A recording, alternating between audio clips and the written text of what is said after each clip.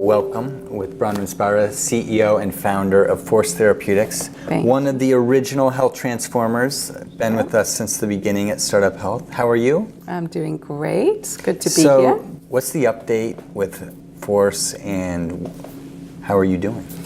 Well, Force is a very exciting place to be right now.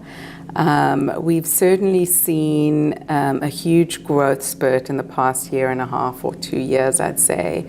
And I think a lot of it has to do with the readiness of the industry and the acceptance that digital health is the future. And I think that combined with where we are as a company, which is, a fully developed platform that's deployed, we have a lot of data underneath us, which helps to support our value proposition and also gives us kind of the gravitas to talk to large enterprise healthcare organizations. So give the audience a quick overview of what your platform is and who it serves. Sure. So Force is an episode of care management platform that connects patients to providers throughout an episode of care. So we typically get involved with a patient preoperatively, prepare them for surgery, and then guide them through their full recovery with prescriptive care plans. And for us, the care plans can be exercises, if they're getting rehab, education, and a lot of monitoring. So we take multiple data sets of patient-generated health data, as well as outcomes, patient satisfaction, and feed that all back to the care team in real time so that they have visibility into their patient's progress and can take action as appropriate. I remember years ago, it was just educating the market. Why would providers need a solution like this? Would patients even have the screens to be able to use these, to use your solution in their home? All those things have gone away. Everybody has screens, everybody has iPads. People are used to connecting with their providers in this way, and it's a great service for the providers to interact with their patients. Absolutely, and not only are the providers now welcoming these kind of technologies, but they're also almost mandated to use them by the government and payers. And they're now more and more, as we shift from fee-for-service to fee-for-value, provider organizations have to actually provide quality metrics. And so as a platform, our core access is patient engagement.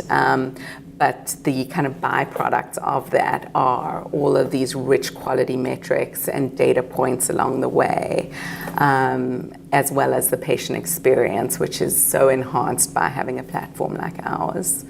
But you mentioned access, and I think that's interesting. We recently pulled data on about 23,000 patients that have used our platform in the past year. And we're able to show that the 80 to 89-year-old age group uses technology exactly the same amount as the 40 to 49-year-old age group. Incredible. So there's this incredible leveling effect. They might use it slightly differently.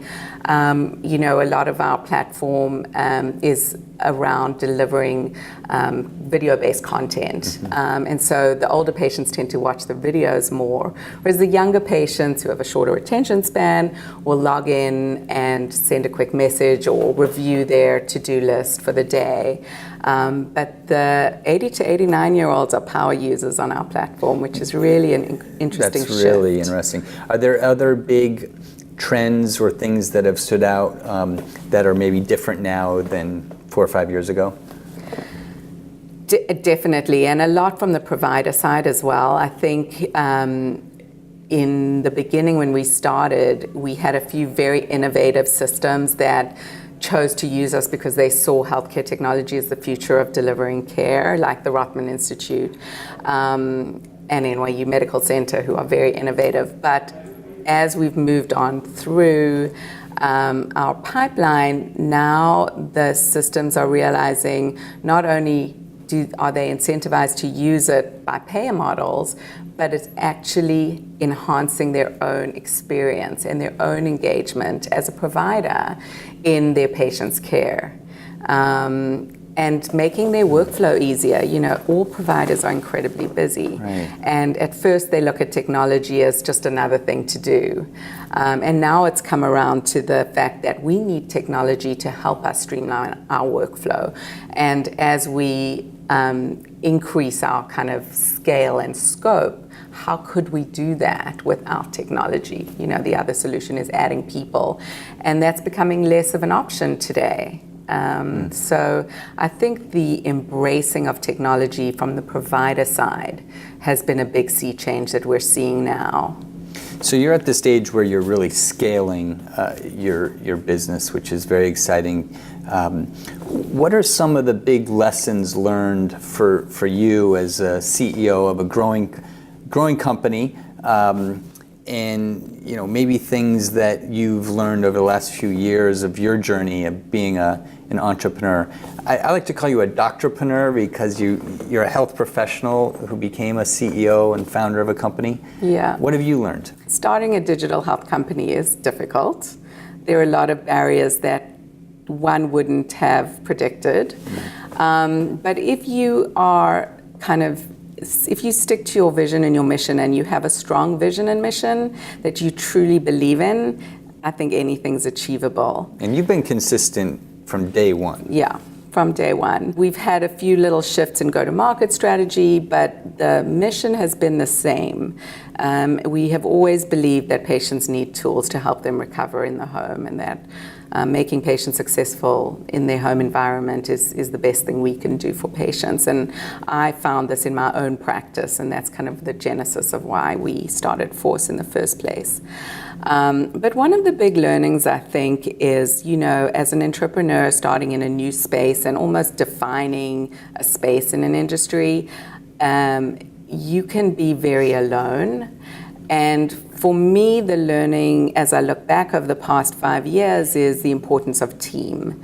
And it's about choosing the right people, growing with those people, and developing a relationship of trust, because you can't do this alone. It's too big, it's too hard, and it really requires a lot of different series of eyes, a lot of people looking at the problem to solve it. And so I think the most important thing as an entrepreneur building a business is to take care and time, finding your team, growing your team, nurturing your team. And that's really what I think has helped this company become what it is today, which is, very, a market leader in delivering care to patients. How much of your time is focused on internal development, meaning building and growing that team, versus, as a CEO, external, where you're growing your business, you're getting new customers, raising capital? What's the balance for you?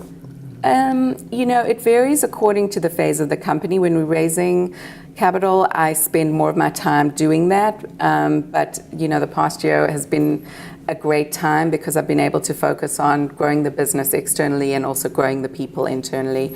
I'd say I spend about 60% of my time on growth and development of our existing staff, recruiting, hiring, making sure we have the right people in the house, and making sure that everybody has a career path and a direction forward.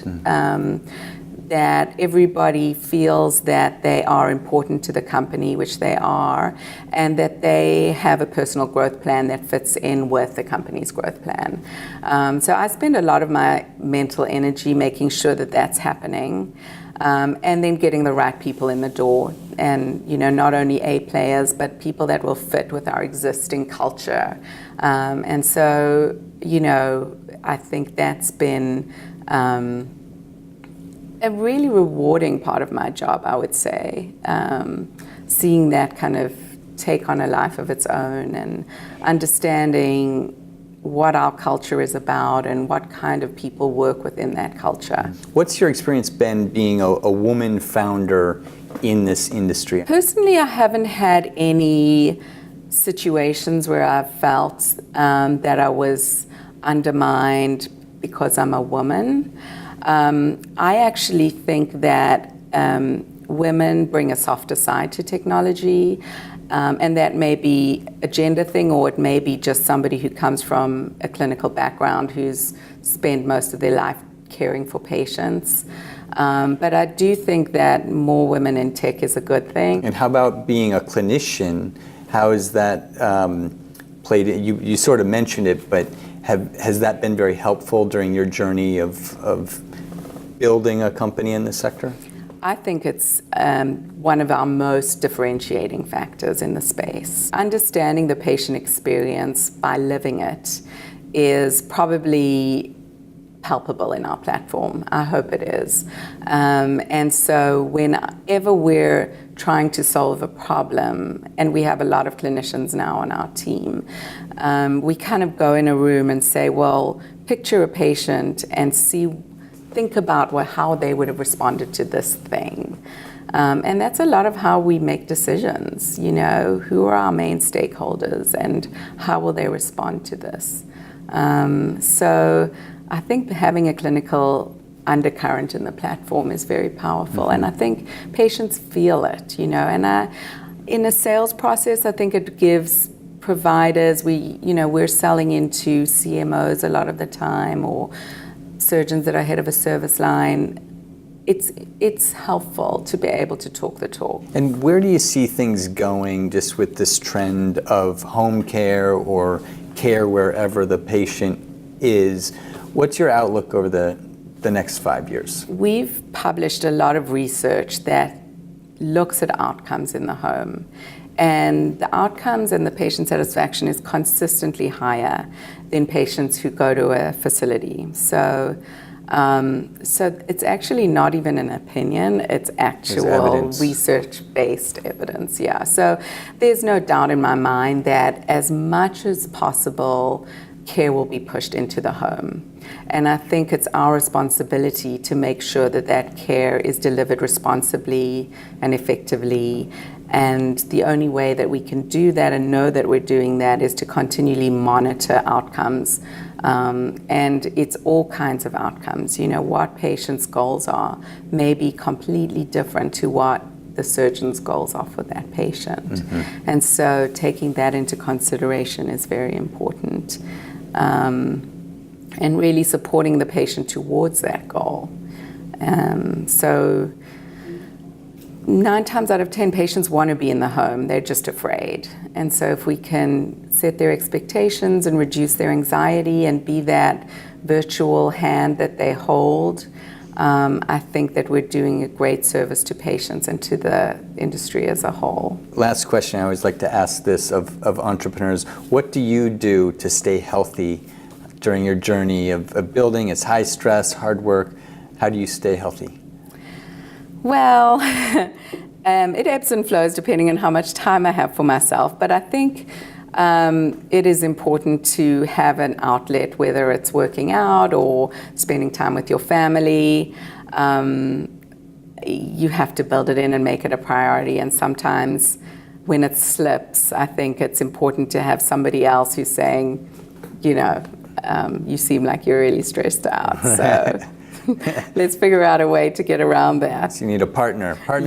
Yes, partner in crime is very important. Well, Bronwyn, thank you for everything that you do to sort of bring us all into the future. Hopefully keep us all in our homes where we all want to be when we're cared for. And thank you for your vision as well. You were one of the early health transformers, and it's been great to have you part of the Startup Health family for really since the beginning. Yeah, it's been a great journey, I have to say. Who knew we'd be here today, right? Exactly. How far we've come.